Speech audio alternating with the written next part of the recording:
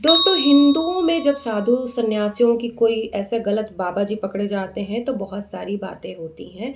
और आज हम बात करेंगे ऐसी जगह की जहाँ पर चर्चा होती है लेकिन चर्चा फिर दब जाती है। नमस्कार दोस्तों, मैं हूँ शशि पांडे और आज बात करेंगे हम बहराइच में कुल एक मस्जिद से कुल 40 नाबालिग लड़कियां बाथरूम से पकड़ी गई हैं।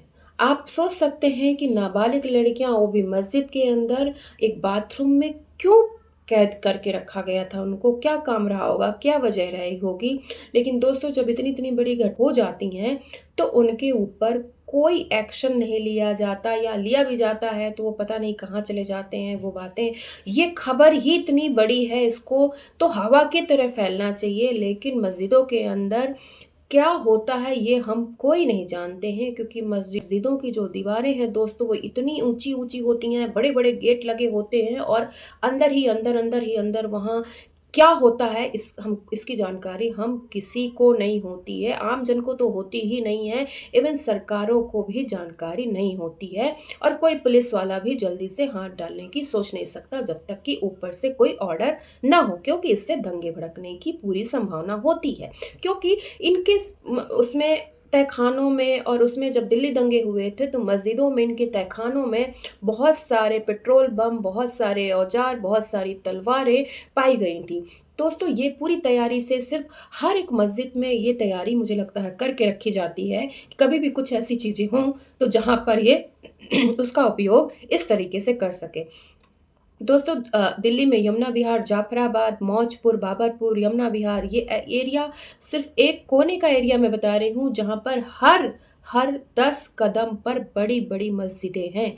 क्या क्या दोस्तों, क्या हर किसी भी एरिया में हर 10 कदम में इतने मंदिर हैं, और वो भी इतने बड़े बड़े मंदिर प्रांगण और इतनी ऊंची ऊंची दीवारें, जहाँ अंदर क्या हो रहा हो वहाँ बाहर की दुनिया को कुछ नहीं पता। अगर शाम को आप चले जाइए, सुबह आप चले जाइए, तो वहाँ पर ऐसी लाउड स्पीकर की आवाज़ होती। कौन कहता है लाउड स्पीकर हट गए हैं मस्जिदों से? कहीं नहीं हटे हैं। आप शाम को जा कर के देखिए, इतनी आवाज़ें होती हैं लाउड स्पीकर के कि आपको पाकिस्तान भी मुझे लगता है कम लगेगा। तो दोस्तों, जब बात मस्जिदों की होती है, बात मौलानाओं की होती है, तो कोई कुछ बातें नहीं करता, वो मामले रफा दफा हो जाते हैं। बल्कि हमारे लोग ही रफा दफा कर देते हैं, उनके लोग तो करते ही करते हैं, बल्कि हमारे लोग ही रफा दफा करते हैं। हाँ, अगर किसी बाबा की, किसी साधु की, किसी सन्यासी की बात आ जाएगी जो उस वेश में, हो सकता है कि वो कोई अदर धर्म, किसी और धर्म का हो, और हमारा साधु सन्यासी का धर्म वेशभूषा रख करके हमें ही लूटने के लिए आया हो, लेकिन बदनाम कौन होता है? वो होता है हिंदू धर्म। जैसे अशोक खैरात, क्या क्या नाम है उसका, जो बॉम्बे का जो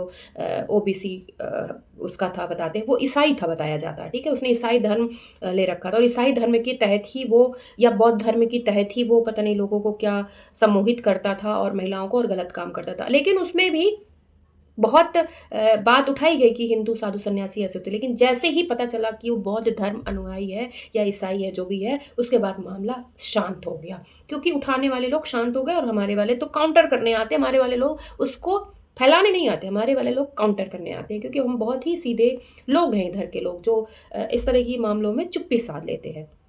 तो दोस्तों, ऐसी भी चीज़ें होती हैं। जब बात मस्जिदों की और उसकी होती है तो वो खबरें कैसे छुप जाती हैं, और जब बात हिंदू धर्म की होती है वो कैसे उड़ाई जाती हैं, ये हम सब चीज़, इन मुद्दों से हम सीख सकते हैं।